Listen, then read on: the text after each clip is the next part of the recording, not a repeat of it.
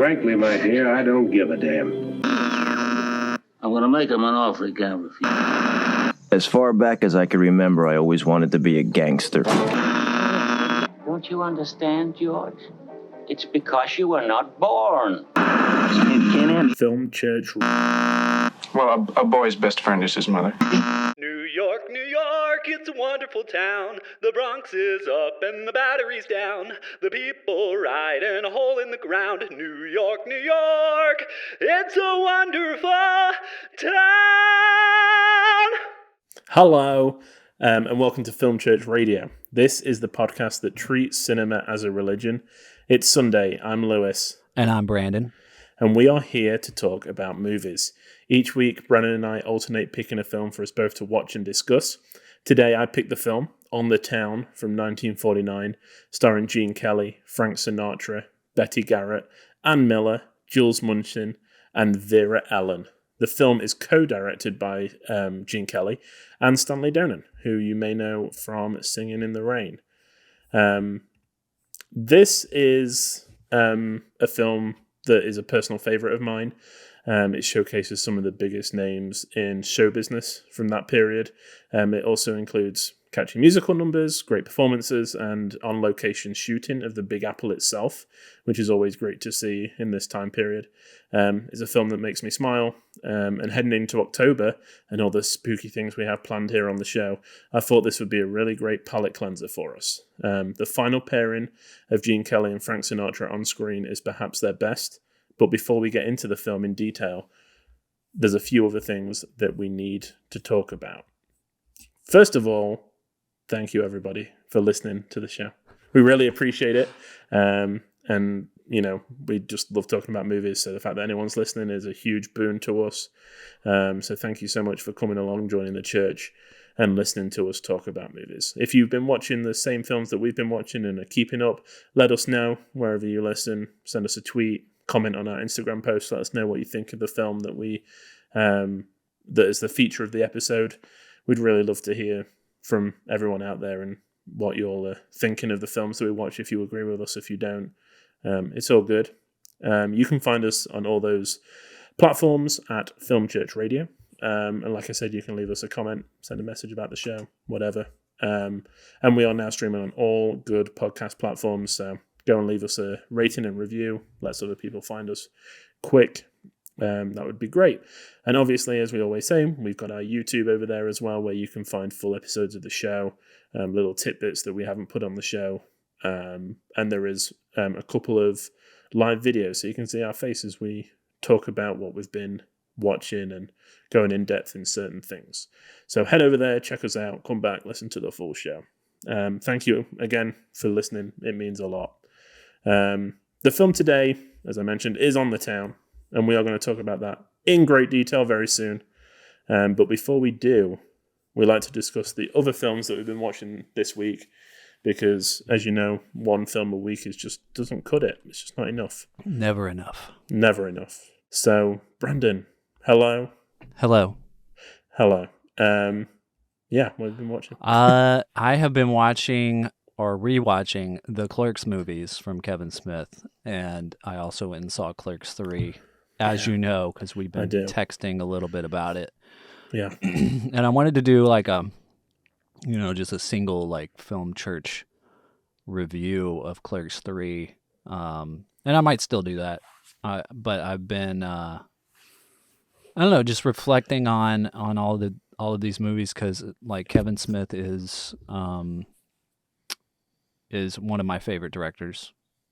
I first saw the first two Clerks films back to back when I was working at Carmike Cinemas in Nacogdoches, and my manager let me borrow both of them.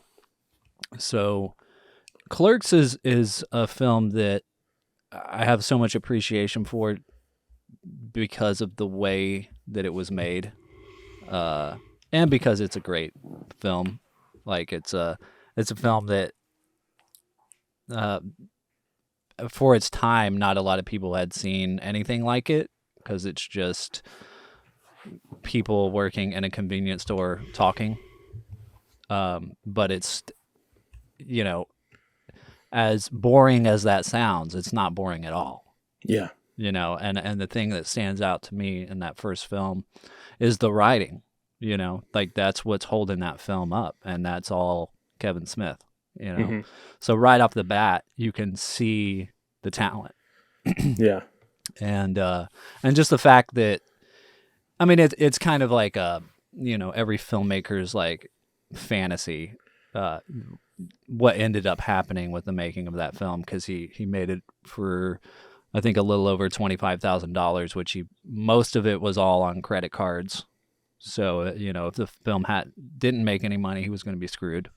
Yeah. And he ended up being, like, the story of how it ended up being sold is pretty crazy, you know, and you can go find that online or in his book and stuff.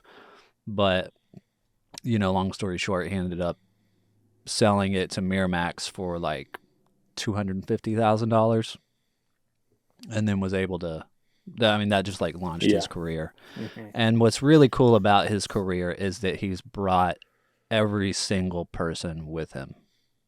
Yeah. Like everybody that's in Clerks, you can see them appear again in his other films. And a lot of them, you know, were, you know, had no like big ambition of being in the movie business, but like Kevin brought him along with him.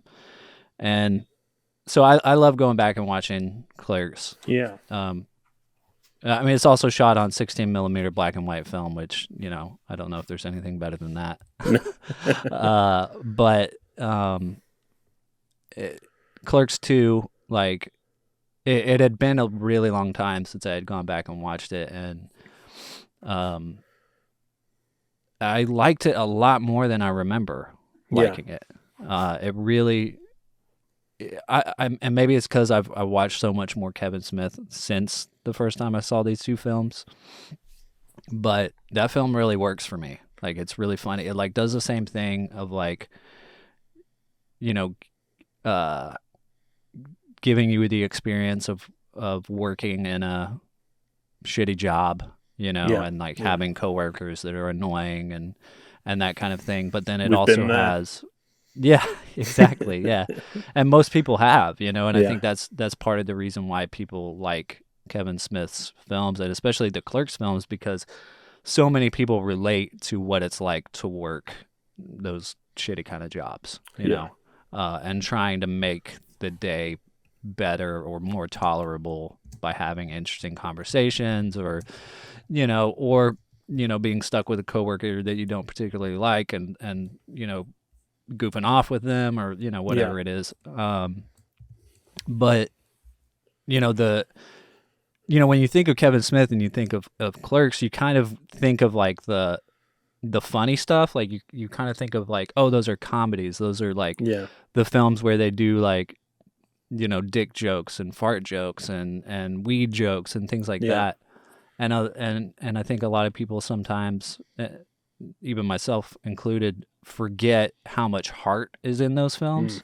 Because like you think about like the ending of the first Clerks, and you know, it's kind of about Dante. Well, like just like that the rant that Randall goes on at the end of Clerks when he's like talking to Dante, and Dante has like this realization of like, you know, he's like complaining the whole time, but really he's in control of his destiny. You know?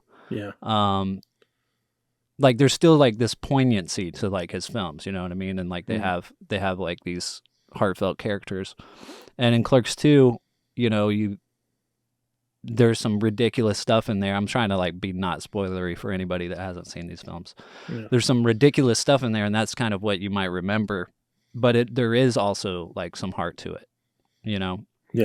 And then Clerks 3 just kind of takes it to a whole nother level that I kind of didn't expect. And I don't know why. Like, I don't know why I didn't expect it, but it really pushed the characters to a whole nother dimension. You know what I mean? And it's really like Kevin Smith does this whole thing at the end of the movie. If you go see it, he like talks during the credits about how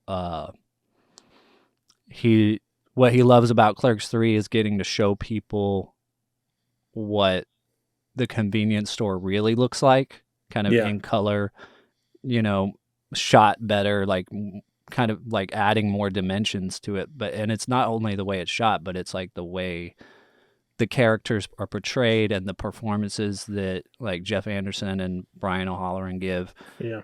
Just like, it kind of blew me away. It's like they're really funny in the other two movies, but man, like in this one, they're like, they've got real acting chops.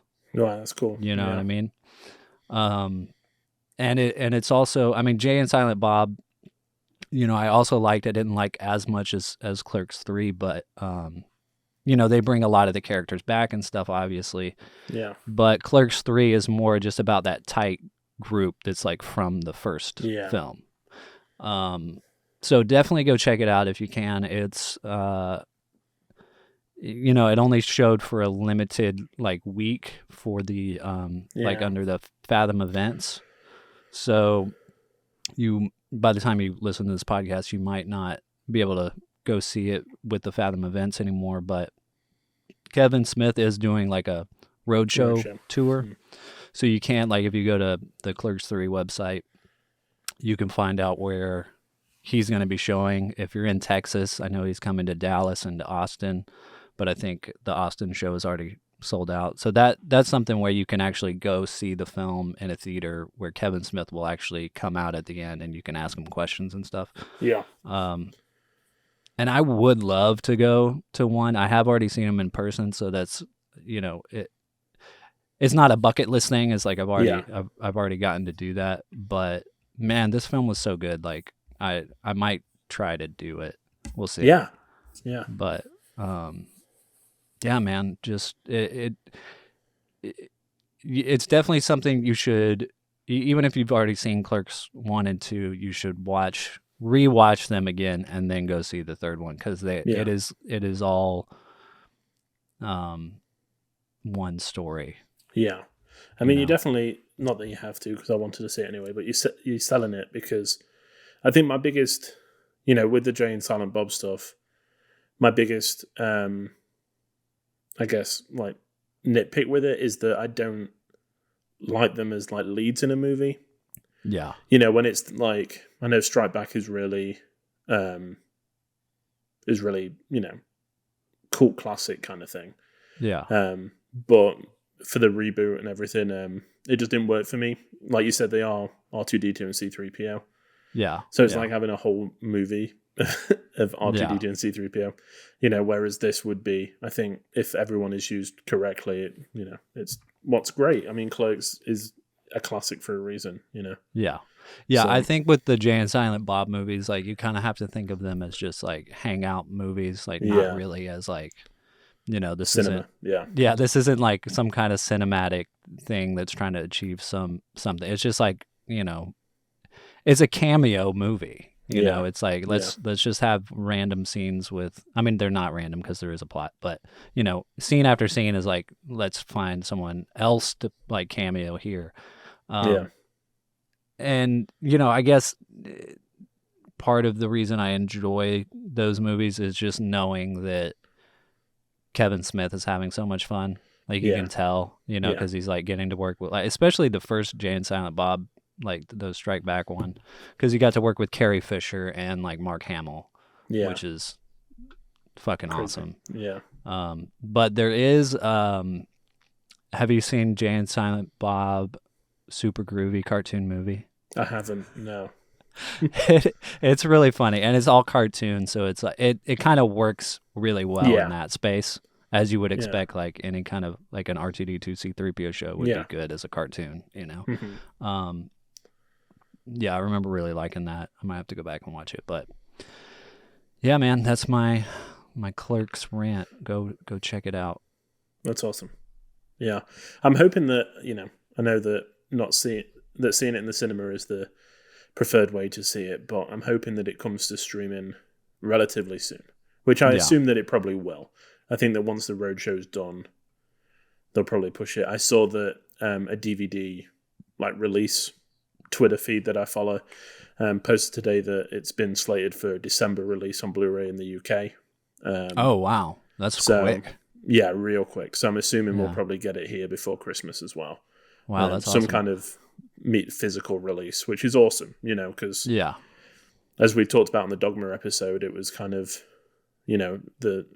having a physical media copy, you never know when Yeah. it's not going to be available. So Yeah, it's, speaking of which, I just listened to an interview with Kevin Smith, and he talked about Dogma, and he said the reason it's in a hiatus right now is because Harvey Weinstein owns the film personally, like not just like his company, but he owns and he's already reached out he's tried to buy the film back, and he said he even offered like up to $1 million to like buy it back from him, and he wouldn't do it.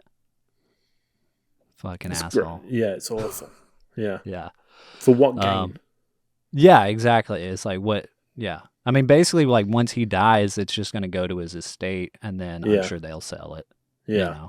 Yeah. It's like, what are they going to do with it? But hopefully he gets it back, man, because that would be cool. I mean, I'm excited to see what else he does. It sounds like he's going to do some more sequels, and he's got some more original ideas coming, which is cool. He just bought a movie theater. Yeah, it is cool that we're living in a, because there was a period there where, especially when the podcast stuff was taken off, he kind of took a step back from making films, and it wasn't on his radar anymore. So the fact that this is what, 4 in the last 5 years, 3 in the last 5 years. Movies? Yeah, I might be completely wrong, but I know that I can't remember when all of his. I mean, there was Reboot. Tusk was in 2014, and then Yoga Hosers was like 2016, maybe. Okay. There's kind of some gaps there, because then he had like a heart attack, and then he did Jay and Silent Bob. Yeah, and then Clerks. Yeah, but yeah, it's only been a couple of years since Jay and Silent Bob, so yeah, I mean, it sounds like he's found a new way to get films funded and distributed the way that he wants to, because he's doing, this is the second time he's done like the road show. Well, he's done several road shows, but he's done like the road show and the Fathom events, and then I mean, he said like the whole reason that he was able to get Clerks 3 made was because Jay and Silent Bob reboot did so well, and part of the DVD sales as well, right? Yeah, and the DVD sales did really well. So they were like, if you have anything else that you want to do like this, let's, that's awesome. We've got it. Let's go. Yeah, so I'll probably buy it on Blu-ray. I think I'll, if that's part of the way, because I know that Matt Damon recently was he on Hot Ones or something? And they were talking about like the kind of films that he was famous for, late 90s, kind of adjacent. And he said that the reason that like adult dramas aren't being made anymore is because physical media releases used to like make up the deficit. So it'd release in cinemas. If it was like meh, didn't quite break even, it would do with the DVD sales. Yeah. But now that everything's going to streaming, there's no sales. Yeah. So like they don't make the films because even if, say if you make it for 20 million and you take 19.5 at the box office, it's a loss. Yeah. There's no other way to recoup that ever. Yeah. So it's like, he's like, they just don't make films like that anymore that aren't going to go straight to streaming. And it's such a shame. Sad. So whenever a filmmaker's like, DVD sales have like made it so that I can buy a new film, I'm like, good, because physical media is important, Yeah. If anybody out there needs someone to make badass artwork or things like that for DVDs, hit me up. I'll help you out. Yeah. I mean, I think that has something to do with it, putting time and attention into, having a reason to buy a physical copy. Yeah. And with Kevin Smith, it's going to be, there'll probably be a commentary. There'll be like an hour-long documentary that he made at the same time. It'll be worth it, like the whole kit and caboodle. Yeah. Whereas just the single disc, film things just don't. It's a shame, I want that Clerks box set. Oh yeah, I don't know if there is one, but because I know that if you like order through the Secret Stash, everything is signed. Like he signs everything, so you can, I've got a Chase and Amy poster that he signed that I just bought from the Secret Stash. So there's the market there. People will buy it. I mean, I'll buy a Clerks box set if he signs it. Hell I'd probably buy it without, to be fair. Yeah. Yep. Well, cool, man. Well, I have spent a long time talking. What have you been watching? So unfortunately I didn't get a chance to see Clerks 3. Would have really liked to try and make it, but as you know, life. Which is a shame. But I did go back and for anyone that listened to our Oscar podcast, you would have known that I harped on about this film quite a lot. Which is The Worst Person in the World. So from last year, I rewatched it this week. I think there's a Guillermo del Toro tweet that I talk about all the time, where he basically said like to watch a film once is to like flirt with it, to watch it twice or more is to like take it out to dinner and date it. Yeah. And I think about that all the time because with how my watching habits are, I kind of watch a film and then instantly go on to something else I haven't seen. It's all about watching as much as possible, kind of getting all these films in and just watching as much. And then every now and again, I'm like, okay, wait a minute. Let's go back and watch something that I really liked and see if it stands up, Because there's so many times, if I hadn't gone back and watched American Beauty, I probably would still be saying it's my favorite film ever made, which it isn't anymore. So there's always that interpretation there that changes. And I'd still had a really good time with it. It's funny. It's, it's different. It's directed really well. The lead performances are really great. There's some really, really good set pieces in there. And I gave it, again, 4.5 out of 5. Because when I was watching it, I was like, I don't think this is like 5, nailed on class. Well, it is really good, but it's not like into the top films ever made for me yet. Yeah. And I was like, I really hope I didn't give it 5 stars. I'm going to have to knock it down 0.5 star. And I didn't. I gave it 4.5 last time. So I was on the same wavelength with myself. With your as past amazing self. as that sounds. Yeah. But yeah, I recommend everybody going to watch films that you like again and again. I'm going to have to watch it. I still, it's been on my list. I just haven't got around to it. Yeah. Yeah. It's good. Yeah. It's really good. And then I've been in a real like silent film kind of mood. And especially with Harold Lloyd, who I talked about, I think last week when I said I watched Safety Last, maybe the week before. And I watched 2 more of his films this week. I watched The Freshman. Can't remember what year, 1925 maybe. Oh, I was wondering because I was like, The Freshman. That's that film with Marlon Brando and Matthew Broderick. It's like, did you actually watch that? No, I didn't. Give it 3.5. Because I gave it like 1. 1, yeah. I just loved it. No, it isn't that one. It is from 1925. And I think it kind of held up as one of his greatest feature films. He is a freshman who goes off to college. Hijinks ensue. It's not my favorite silent film. There's some really good set pieces in there that I found really funny. There's a point where he's in a rush and he has to have a suit tailored. And he runs out of time basically. And the tailor's like, I'm going to come with you because the stitches won't hold. And there's like a 20-minute segment of him like at a dance with like his arms being ripped off and then having to hide behind curtains so somebody stitches it back on, and his legs and like his shirt rips and stuff. It's hard to explain, but it's done really, really well. Yeah. And I had it on Blu-ray from ages ago, and I just never got around to watching it. So that was a first time watch, and it was good. And I was watching some of the special features. And there was an interview with Kevin Brownlow, who, if anyone knows anything about silent film, Kevin Brownlow basically wrote a book in the 60s called The Parade's Gone By. And he was a huge silent film fan. It kind of fallen off a little bit, and he basically interviewed all these silent film directors, stars, cameramen, writers, all these people that had kind of been forgotten. The industry had moved on and had left them behind.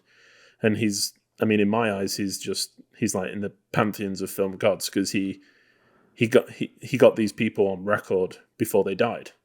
He was really close with Harold Lloyd. Brought him to England to do like a huge tour and stuff. He's credited with doing the documentaries on Chaplin, where they discovered that he would do like 89 takes of a certain shot, because they found the footage that was scrapped, basically, that he'd filmed, and like kept redoing it till they got it right. So this guy Kevin Brownlow is just like huge, and he spent, I think it's 40 years putting a film back together, Napoleon, and managed to show it to the director before he died. It's incredible. Like, Holy I would crap. On your free time, look Kevin Brownlow, I Napoleon forgot film about up. that. That's out. That's available now, right? Yeah. It's the full like 5-hour cut. Wow. Is it? Have you Crazy. watched it? I haven't. I own it. I just haven't found the time to sit down, because I want to watch it. Do you know what I mean? Yeah, definitely. Yeah. And I think the end, maybe the last hour, it kind of splits into 3. The director it's like widescreen before there was widescreen, so we'd film from the left straight on, and then from the right, and then put them all together, so it's like a full wide. It's crazy.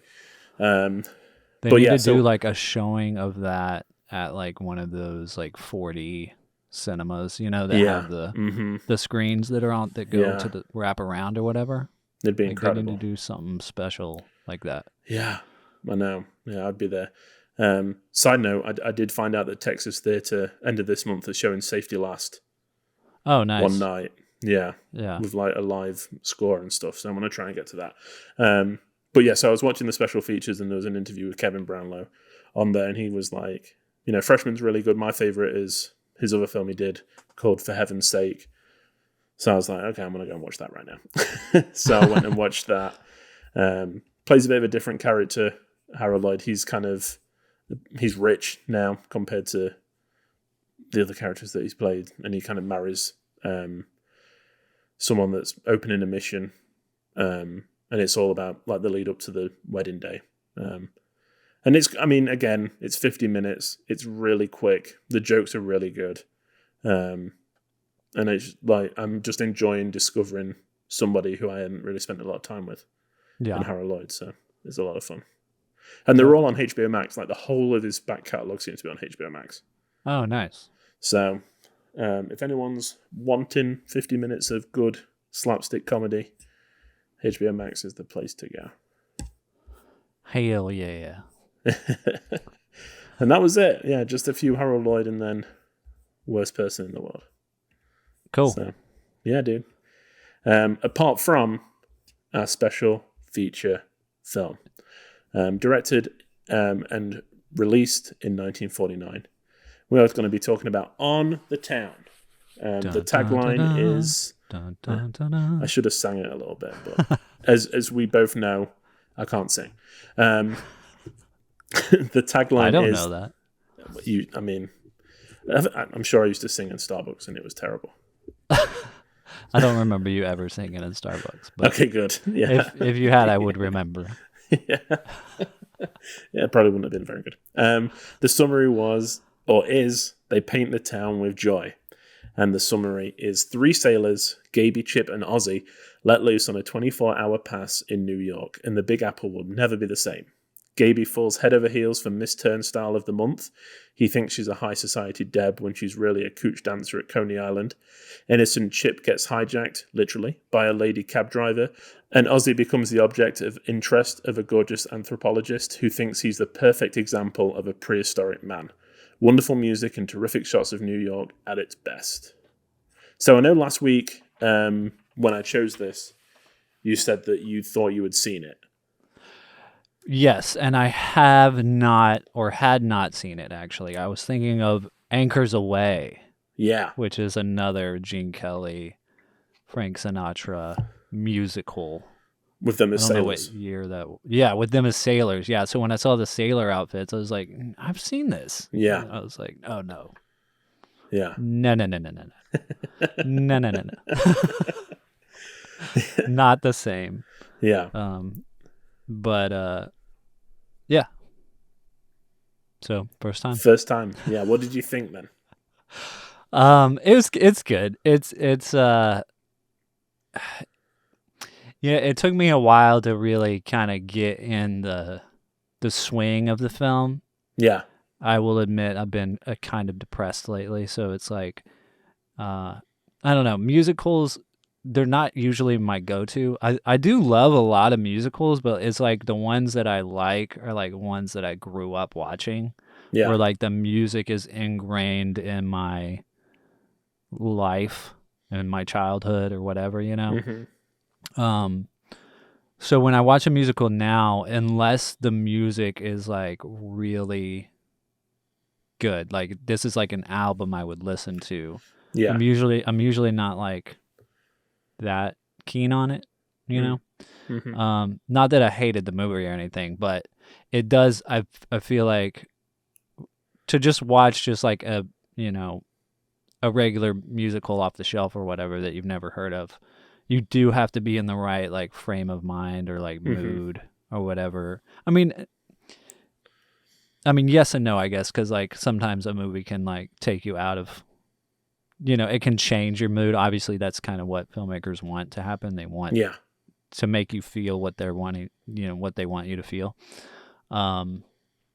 But it took a minute for this film to like, because it's a very like goofy movie. It's an extremely goofy movie. No, yeah. It's just like very quirky and like funny. Yeah. And not like your typical romance musical, you know? No. Yeah. So it took me a while to, I guess, kind of get a feel for what I was actually watching, you know what I mean? Yeah. And then I ended up watching it again today, and I liked it a lot better the second time, I think, because I knew what to, I knew what I was getting into, you know, and I knew that it was like gonna be silly and not really, you know, something you're supposed to take that seriously. Because, I mean, you know, last year I watched The Umbrellas of Cherbourg, and it was like my favorite thing that I watched last year. You know what I mean? So, which is a French musical, and it's like, for me, that's like the best. Yeah. You know, so it's like, I don't know. I'm splitting hairs here, I think, but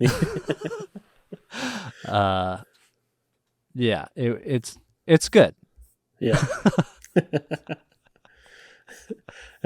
So it's the third of 3 pairings that we got on the screen with Gene Kelly and Frank Sinatra. The first was Anchors Away, where Frank Sinatra knew he couldn't dance, and Gene Kelly kind of helped him through it a little bit. And then, is it Take Me Out to the Ball Game? Or maybe it's not called that. Let me have a look what it's called. The song? Yeah. Oh, the movie? The movie, the second movie they did, is Take Me Out to the Ball Game. Oh, okay. Gotcha. Directed by Buzzley Berkeley, who was huge for musicals. And then On the Town was the last one. Gotcha. Okay. Directed by, like I said, Gene Kelly and Stanley Donen, who Stanley Donen directed Singing in the Rain. Funny Face, Charade, which I watched earlier this year. Some really big heavy hitters in latter day Hollywood. Yeah. Well, what I want to know is like, so I kind of gave you my experience of watching it for the first time. I think this is like your favorite musical, right? Cause it's up there. I actually remember us when we worked together at Starbucks talking. I think I asked you what your favorite musical was, and you said it was On the Town. So I'm holding you to that. That's fine. I just know that Singing in the Rain's there as well, and I feel. Well, yeah, that's true. Yeah. It's hard to beat Singing in the Rain, but what is your experience with this movie? Like, when did you grow up watching this? Like, are the songs in this movie, things that pop into your head every once in a while, kind of a Okay, thing? so I didn't grow up watching it. So Chelsea is, like, as most people should be, in love with Gene Kelly. I mean, he's incredible. And a big fan. And we watched Singing in the Rain a lot when we were kind of, dating and first married. So in an effort to kind of, I don't know, bring her into my world a little bit more and have us watch these classic films together, I bought a box set of, like, Gene Kelly, Frank Sinatra musicals. Okay. Obviously there was only 3, this being one of them. And we watched it, and I can just remember the titular song on the town when they're on the top of the Empire State Building and, like, catch the lift all the way down. I had to rewind it and watch it again because I was like, that was incredible. So good. And the opening song that the 3 sailors sing, New York, New York, is is ripped off by The Simpsons. Hello, Lewis alert. He's, back again. But yeah, they do like a whole kind of parody of that. So I felt like I knew it. I was like, oh, this is where that's from, as soon as it starts. Yeah. But I just think, I loved it straight away. And that On the Town number is one that I can go back and quite regularly do, just pull it up on YouTube and watch it for a couple of minutes, Right. when I think of it. And I think that the best part of this for me is not Gene Kelly is incredible, but it's the Frank Sinatra, Betty Garrett scenes that are just the best. Yeah. That's when it really sparkles. Mm-hmm. And I've watched it a few times since, and it's kind of one that I'll always mention for people that want to watch, like, older films. Yeah. Because it's just so much fun. Yeah. And it shows, I think, I watched it at a time in my life when I just moved to America, and it shows the New York that you want it to exactly. be.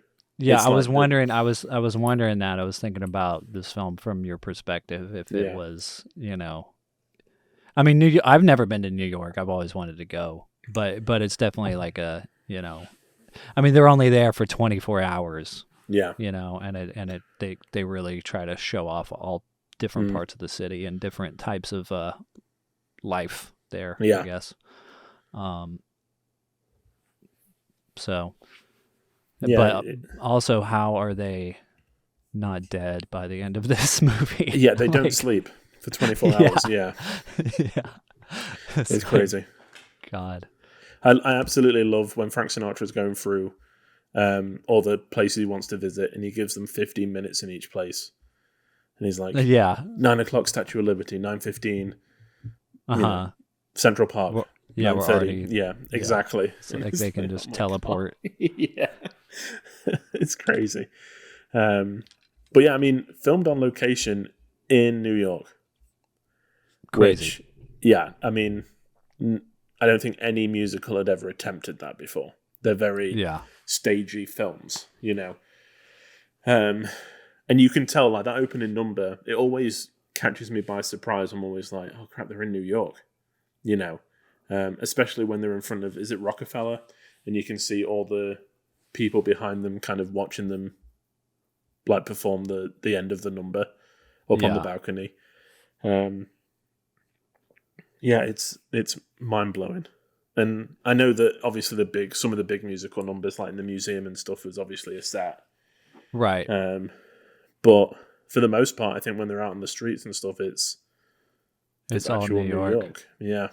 That's kind of crazy. Yeah. To be able to do that in that time.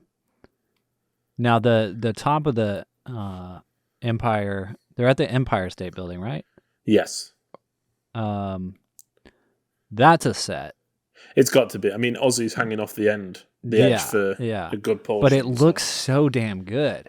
I mean, like, yeah, it really, like, has depth to it, and they, you can tell the set designers, they put in, like, all the buildings in the background, they have, like, lights in them. Yeah, and you can, like, I was kind of picking it apart on my second watch because I was just trying to figure out how how they give this sense of depth that's in these shots, of the city. And it looks like they maybe put in like layers, like they had, a layer of this part of the city, a layer of this part of the city, to where it actually looks like it's got that depth and things get further and further back. Because there is a shot where the camera is moving from a higher angle to a lower angle, and if you look really close, you can actually see like a light bulb. Oh, really? In between the layers of the city. Wow. I mean, you can't actually see the bulb, but like the light gets so bright there that you can tell it's like a bulb or whatever. Yeah. But yeah, it's so cool. And then there's another shot of them looking over the side, and then you see the top of the building that looks really cool as well. And then that whole scene where he's I forget what the character's name that's hanging over the side was also just kind of like, I actually was like, oh my God. I know, yeah. Obviously it's fake, but it's still pretty tense. I think when it cuts to him and you realize kind of what's happening, you're like, oh my God, your stomach like drops. It's ridiculous. Yeah. So what did you think of the performances? Because I know that we've obviously got Gene Kelly, who we touched on a little bit, Frank Sinatra. I mean, have you seen Sinatra in much? Because I mean, I saw him in Anchors Away, I guess, but not in a ton, and he's not bad, but he's not like, he doesn't really stand out to me, Yeah. I mean, he doesn't really have anything. Not that he doesn't have anything to do. Obviously, he's doing a lot in the movie, but I don't know. There was no scenes that really showed off any kind of like acting talent, in my opinion. You know what I mean? He's just kind of, a character, and he does a good job playing the character, but there's nothing like that stands out to me. Whereas like Gene Kelly, he just like glows. It's insane, isn't it? Yeah. Yeah. It's just he's a movie star. Like, he was meant to do this. You know what I mean? And I don't know what that comes from. Just the film gods or something. Yeah. I think. Yeah. Go ahead. I was gonna say the characters that really stand out to me are the women. Yeah. Yeah. Betty Garrett is like scene stealing. Yeah. I mean, they just have. It seems like they just have so much more depth to them as characters anyway. Yeah. And they just have more to do. More. Yeah. More to act.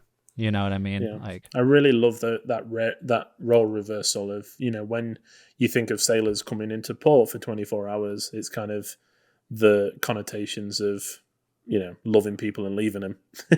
Right, yeah. PC. But in this, it's like the women are the ones that are just like sexually aggressive. They're like, you're coming back to my house, whether you like it or not. Yeah. It's such a weird role. It is weird. Reversal. It is. Yeah. It is like and maybe that was part of the reason it was hard to take the film seriously at first. But it's not. I mean, like I said, it's not necessarily. It's a goofy kind of silly movie, and so that role reversal actually does a lot to like question sexuality. Yeah. So it's kind of cool. I think for Frank though, I mean, as soon as he starts singing, you're like, oh, there it is. There's the star factor when he's like, you're awful good to look at. It's incredible. Yeah, that now that you mentioned that scene, like that was that's probably his best scene in the whole movie. Yeah. Agreed. Yeah. I can never get over how small he is. how, Like he's short he is. incredibly skinny, incredibly short. You know, there's nothing of him. Yeah. It's crazy. And just this ginormous voice. Yeah. Now I want to know actually how tall he is. Because whenever people say, like, he's so short, I'm always like, because I'm 5'6", so he's 5'7", so I'm short. Yeah.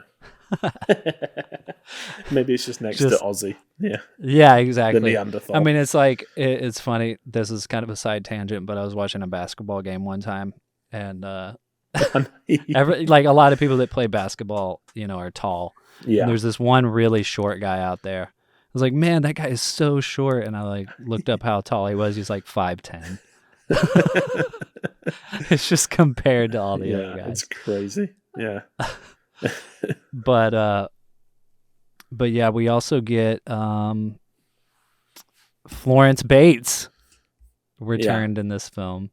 Mm-hmm. We talked about in Rebecca. Yeah. If you want to go hear us talk about her. Jabba the Hutt herself. Yeah, with a bit of a different accent this time. She's is she Russian or Middle or like Eastern European maybe?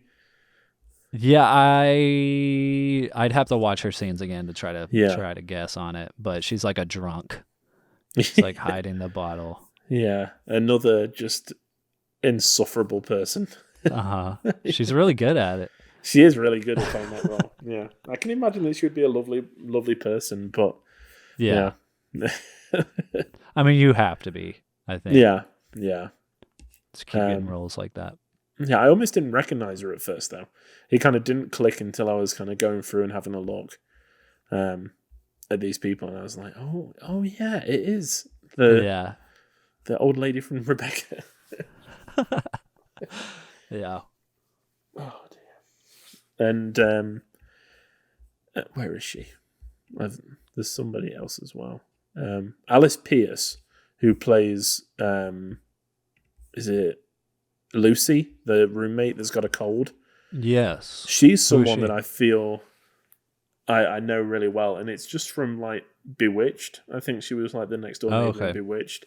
But I don't know whether the performance in this just left such an impression that I feel like I know her, you know. But as soon as she came on, I was like, oh, I know this person, you know. Yeah. And it's not she's a great role. Right, yeah. But I think they treat her really well in the end. Yeah. Oh, yeah, definitely. Yeah, by the end of it, I think so. It's almost annoying at first that it's like, oh, come on. The ugly girl shtick is like so overdone. But I think that the way the character progresses, and then by the end of it, like, I mean, the Gene Kelly character, like, treats her really nice. Yeah. But, oh, man, like, the scene where he's like, the friends come over and he's like holding her head down was like, man, that is like so fucked up. Yeah.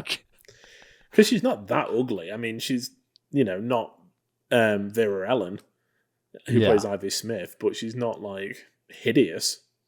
Yeah, it's like, in what like situation, even if she was hideous or whatever, like in what situation is like it like okay to like, I know, yeah, shove someone's face away. Maybe he was just trying to shut her up. She was very annoying. Yeah. Yeah, it's just but she's great. She was a great actress. Mm-hmm. Her character was really funny. Her performance as well. Yeah. And I feel sometimes, I mean, I feel like Vera Ellen, who played Ivy Smith, is good to a point, but the trouble with these kind of leading female roles, especially against Gene Kelly, is that they need to be able to hold themselves when they dance to his ability. So quite often, I know I'm saying this without any kind of backing, and people are going to be like, you forgot about this person. But like the acting is second to the dancing.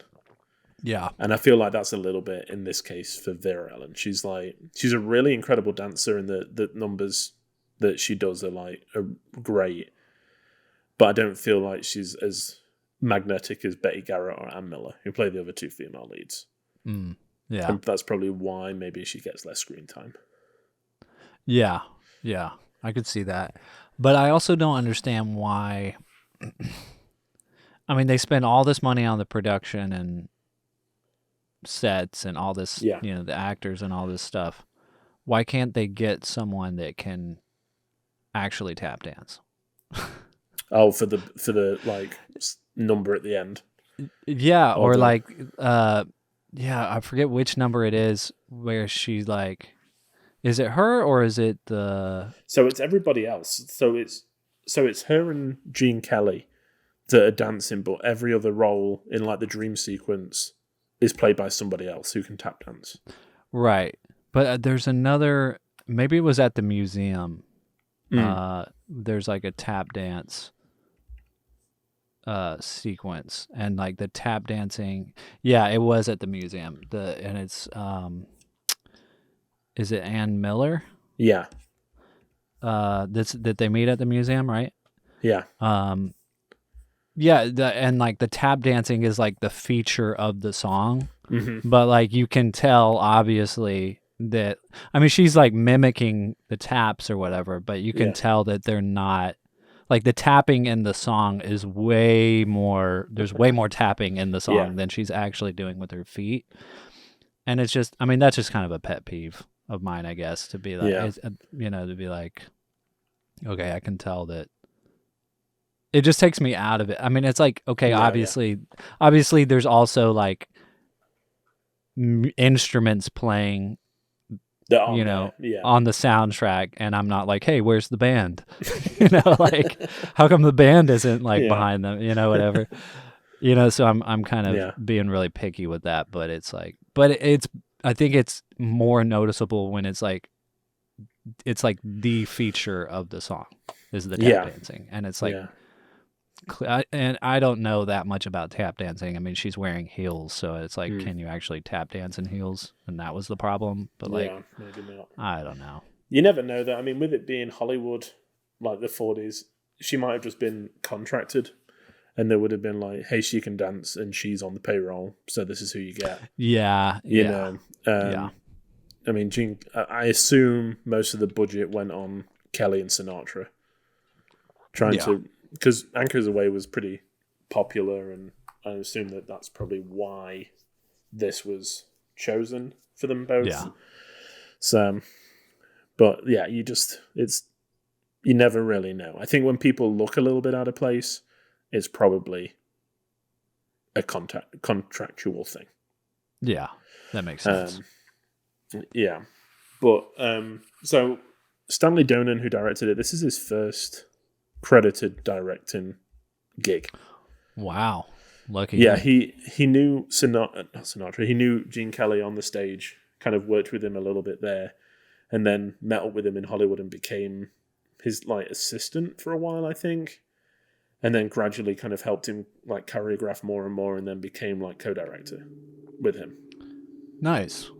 So they co-directed this film. Yeah, and I think, I mean, when it said co-directed, I assumed that Kelly would take on the musical numbers and kind of choreograph them, and then Donen would do the film plots. But I'm not sure if that is how it went down, because I know that Kelly did a lot of the choreography for a lot of his films. So the dance numbers that you see are kind of devised by him. Yeah. Just adding to his list of talents. Yeah. But yeah, I'm not sure how much kind of collaboration it is. Whether it was Donen's film and kind of gave it over to Kelly to do the musical numbers, or whether it was Kelly's film and he just wanted to give his friend a leg up at this point. I don't know. Yeah, maybe. I mean, it's definitely possible. I could definitely see that. Yeah. But Donen went on to have a very, very good career. Like I said, he directed a lot of really great films, and really, really well-known films. Singing in the Rain, 7 Brides for 7 Brothers, 2 for the Road. Wow. Funny Face, Charade. Crazy. Yeah, I've seen at least 3 of those. Yeah, and he, always open for interviews. He died in 2019, so I've seen a lot of kind of interviews with him in documentaries and stuff. I know that Mark Cousins, for his Story of Film, interviewed him extensively. So Nice. he seems to have been around a while, which he was, obviously. Yeah. Yeah. Which was your favorite number, Brandon? I know that's putting you on the spot a bit, but which was your favorite musical number? I don't know if I can answer that. I hated all of them. I'm just kidding. I mean, maybe the rooftop one. It's not. I mean, obviously the song that it like stuck in my head after watching it the first time was the New York, New York. Yeah. But so it's like the song that they're singing on the. It's Empire State, right? Or is it? Yeah, it's not Chrysler. I don't think it's Chrysler. I think it's Okay. Empire State.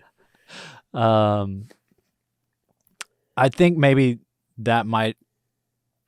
It's definitely my favorite set. Yeah. Of the film, just because of like the sheer amount of detail in it. But I don't know, man. It's like I hate saying anything negative about any film, but like it wasn't like none of the songs are like, I don't know, like the dance routines and stuff, they weren't, I don't know, they didn't blow me away or anything, you know what I mean? It was just kind of like, oh, I mean, they were, it was more of just like it's not like they were bad, they were just, at a standard, at a good standard or whatever. So yeah. And the final like dance number whenever he's like A Day in New York, a comedy in 3 acts or whatever, and it goes into like him imagining and it's like abstract or whatever. I think I wanted that scene to be more interesting. Yeah. I mean, the dancing is good, and like Gene Kelly, like the dancing in that scene is really good. Like especially his dancing.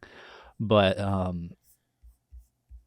the set is very basic. It's like 2 stages. Yeah. Like I want there to be more like vibrance, especially because he's like in an imaginary scenario. Yeah. It's like that was like, I feel like it's just a missed opportunity to do some really cool set design, lights, and maybe this was like thrown in at the last minute and they didn't have any money or something. But it goes on for long enough to call attention to it, I think. And I'm going to surprise you a little bit because I completely agree with you. I think that last number is where it kind of falls a bit flat before the big finale. And I think the other problem with it is that a similar thing is done in Singing in the Rain, and it's incredible. It's, him imagining coming to Hollywood, and there's like, gotta dance, and there's Sid Charisse like smoking on a cigarette, and there's incredible dance moves. There's like, it's to say it's kind of all abstract and a bit more, impressionist, I guess. This is very one-dimensional. Yeah. And I think the fact that Gene Kelly makes dancing look so easy that it's hard to kind of to see how hard it is. Does that make any sense? Yeah, definitely. He does everything so smoothly and so well that it never looks like it's an effort. So it's hard to see the just incredible precision that it would have taken. Yeah. And I'm not sure. I feel like maybe that whole sequence was one shot, possibly, which adds a level of, technical achievement. I don't know if it is. I don't think it is one shot, though. I think there's a few minor cuts for like close-ups and stuff like that, but I know that Kelly really liked to just have the camera at a certain like distance and just kind of watch him You know, Yeah, it was following never the action. intrusive. Yeah, it never kind of zoomed in on the feet. It was just No you want to close-ups. see him as a whole. Yeah. Yeah. I mean, and I also watched The Red Shoes recently, which is an amazing musical with like a lot of abstract stuff, and the sets are just like mind-blowing and trippy. It's a film I don't love. Really? Yeah. But I mean, comparatively, it's like, I mean, I love like the trippy sequences and stuff, and so it's like, you know, this and the set design of that movie. So it's like, I don't know, it's hard to beat it. Yeah, I know. It's kind of weird when like a musical needs all of this extra stuff to like hold it up, when it's like really should just be the music. Yeah. A lot of the times, I don't know. But what can you do?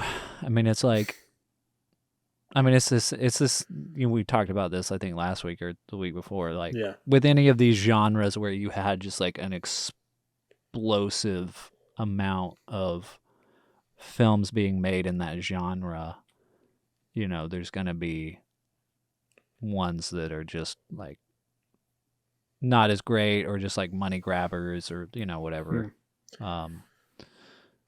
It's like, not that this is necessarily one of those films, but I think a film can, you know, when you're working at a big studio level, you can get to a point where it's like, well, we don't have to do much with this scene because this movie will make money anyway. Instead of looking at it like, no, we're creating art, you know, we're creating something meaningful and something impactful or something like that, you know. I don't know if that's the case with this film and what happened with that scene, but I could definitely see that happening. Yeah, I'm not sure. Like I said, I think that it's just done so much better later on, you know, in terms of the expressionistic sentiments to it. That is the one, that number is the one weak spot that I start to kind of lose it a little bit. Yeah. But other than that, I think it's... So when you go... So at Walt Disney World in Hollywood Studios, there's like a plaque just as you enter the park. And it says something along the lines of, this park is dedicated to the Hollywood that always has been but never was, or something like that. So basically, like the idea of Hollywood, like people's perception of that place. Yeah. And this film to me is like my ideal Hollywood production. It's big, it's bright, it's these people that are larger than life, Frank Sinatra, Gene Kelly, you know, big flashy musical numbers, like silly, inoffensive humor. It's like everything that I associate with classic Hollywood in one film. Yeah. You know, and if people were like, you know, I can't wait to show this to my daughter, you know, and that's kind of how I look at some, like certain older films now, is kind of, I cannot wait to show this to my daughter when she's grown up and see that spark, you know, see that like, wow. Because I tried to show it to her this time, but she was like enthralled with the musical numbers, but the bits in between lost her a bit. Yeah. You know, so I'm like, okay, no biggie. We'll show it to you in a few years. Yeah. You know, but this is what this film reminds me of, just the quintessential idyllic Hollywood movie. Yeah. I love it. That's cool. I think I'm going to watch this again soon with Sarah, my girlfriend. I think it's better than Anchors Away. Personally, anyway. Yeah. You know? Yeah, because we went and saw that together. Yeah. It was a showing that we're doing at Studio Movie Grill. That's cool. Back when we both worked there. Yeah. But again, you know, if you've got your Film Church Radio bingo cards ready, it's another film that I want to see on the big screen. You know, I want to see it with a packed audience, and the moments in between musical numbers where there's like a pause for applause. You know, you can tell that it was in there. I would like to see what an audience's reaction to some of the weird lines in this movie are. I wrote a few of them down. There's like Okay. the part where, what's the actor's name? Jules Munshin, Yeah. the Ozzy character. Yeah. He like lifts up his like pants and he's like, "How about some cheesecake?"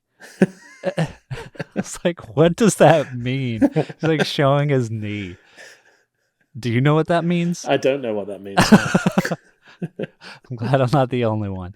If you know what that means, tweet us at Film Church Radio. And that's the only context you're going to get. Well, you go watch the film, and then, I mean, if you know what it means, you probably have seen the film. Yeah. And then there are also like in one of the musical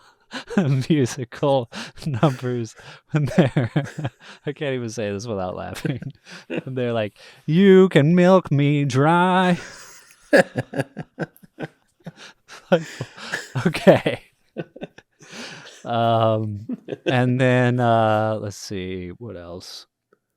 There was a part that I texted you about because I was like, "What is this guy saying?" Because there's two police and the characters have just run from the museum and they've like knocked down a Dinosaur bones. Yeah, dinosaur bones. And over the radio, they're calling these two police to come to the museum because there's been a collapse of the dinosaur. Mm-hmm. And the officer says something in response, and I just couldn't make out what he was saying. I was like, "Is this English? Like, what is he saying?" And I thought he was saying, "She's my favorite singer, that darnish whore." But as you pointed out to me, it was "She's my favorite singer, that Dinah Shore." Is that her name? Dinah Shore, yeah. Yeah. Acted a little bit like big kind of crooner, I guess. Like singer. Dinah Shore. Which when you, like at the time, I'm sure people were rolling in the aisles. Yeah. You know, but now it's kind of like, who? You know, I even had to look her up and be like, is that a real person or is that just, you know, a joke? Joke in there. Yeah. Yeah. I was like, darnish whore. What? Yeah. Just there's so many like weird kind of lines in this movie. Yeah. Those are just a few highlights that I wrote down, but yeah, it would be great to see with them reacting to it. Yeah, for sure. And laughing at, you know, Betty Garrett. Yeah. A female cab driver, how horrible. Yeah, that scene was like just so over the top. I know, yeah. And it pauses for a good second as well after she says it. Yeah. She's definitely probably the best. Yeah. Yeah, so I think in Take Me Out to the Ball Game, she played a similar kind of character. So she was like Sinatra's love interest in that one as well. And I think you can tell that they spent some time together because it felt, when, like I said at the beginning, when they're on screen together, that's when it's like, you can tell there's like chemistry. Yeah. Mm-hmm. Yeah. And do you know the other, I've got it as our ending quote, so spoiler for people that are going to listen to the end, but do you know the significance of when Ozzy says, "Who you got waiting for you, Ava Gardner," is? No. So Frank Sinatra, while making this film, was having a very steamy affair with Ava Gardner, and then ended up marrying her later on. Oh. Wait, ended up marrying Ava Gardner. Oh, okay. Gotcha. Yeah, so when Ozzy's like, "Who you got waiting for you in New York? Ava Gardner." That's kind of a nod for old Blue Eyes being a dirty boy. Nice. Yeah. Why? So was he? I don't know anything about. Obviously, I've heard Frank Sinatra's music, but I don't Yeah. know anything about his personal life. Was he like married to someone else at the time, or was she married? I mean, I know that she was married. Okay, she was married to Mickey Rooney before Frank Sinatra, which is a little bit different to our Blue Eyes. But yeah, so she was married to him, but I'm not sure if they had divorced at this point. Yeah. But let me see. I'm not sure about Sinatra. I don't know a huge amount about his, off-screen exploits apart from that. Yeah. Let's have a look. So yeah, he was married a few times. Yeah, so he was married to Nancy Sinatra at this point. Gotcha. While this film was being made. And then divorced her in 1951, and then divorced her 29th of October 1951 and married Ava Gardner 7th of November 1951. So just over a week later. Wow. And then after, Ava Gardner was married to Woody Allen's ex, Mia Farrow. That's so weird. Very weird. Yeah, what a selection of spouses. Yeah. Weird. He'd be an interesting person to read about, but I'm sure every book is going to be, 2,000 pages long. So, yeah. And I'm currently undertaking a huge biography. Do not want to get bogged down straight away. Yeah. So, cool. Well, perfect. Do you want to go ahead and guess what? Well, I guess I'm just going to guess what you rated it because I think mine's pretty clear what you rated it. Yeah. I mean, did you rate it 5? No. I didn't. Sorry. It's 4.5. Okay. So much for clear. Yeah, sorry. It is that last musical number that's a bit loses that. I should have. Yeah. I was. But I think I've always felt like that. I've always given it 4.5, and it's always that one that I'm like, if only that was good, or better, I should say, because it's still seeing Gene Kelly dance in any setting is good. Mm-hmm. Yeah. Yeah. I'm gonna guess that you rated this 3 out of 5. I gave it 3.5. Nice. Okay. Cool. Yeah. Yeah. That's still good. But I'm gonna stop. I'm gonna just start changing it to whatever you say. I'm just kidding. I'm like, tell me what I should rate things. I would like to see your rating system. I wonder if other people would like to see Lewis's rating system. He has a very detailed way that he rates things. Maybe we can put it. It's not detailed at all. Okay, I'm trying to figure out a way to describe it, but maybe we could put it up on a website eventually when we make one. Yeah, yeah. Maybe we both could do that, so people could actually go. When they hear what we rate something, they could see like what it's fallen into and why. Yeah, yeah. It took me all of 10 minutes a few months ago because I was like, there's no rhyme or reason to, where I rate things, and I'm not sure. I'm always kind of, is it 3.5? Is it 4? I was like, okay, I just need to write down like just basic feelings for each rating. And if I'm like, okay, it doesn't sound like that, whatever. So, yeah. Nice. But I'm expecting a whole like diagram.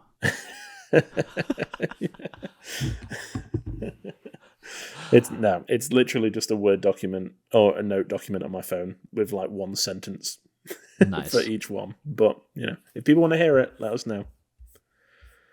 So, Brandon, next week we teased it last week, but we are doing something a little bit different for the month of October. Yeah, that's true. Yeah. What are we doing? So we haven't, I don't think we've come up with a name yet for what it's going to be called. Let's call it Darnish Horror. Yeah, the Darnish Horror Month. So we basically pick films starring notorious whores, and we watch them. No. So what we're going to do for October is we are going to focus on horror films. And I think the vague kind of, boundaries that we set each other are horror films that aren't necessarily the ones that you pick out every year, right? So Yeah. Halloween, Friday the 13th, kind of off the table. We're going to look at Right. ones that maybe a little bit deeper cut. Yeah. And find some new gems for us both to watch and enjoy. And as it is the first episode of the month, we do have a very special guest who has very kindly picked the film that we are going to watch. Yay! So he is going to tell us what.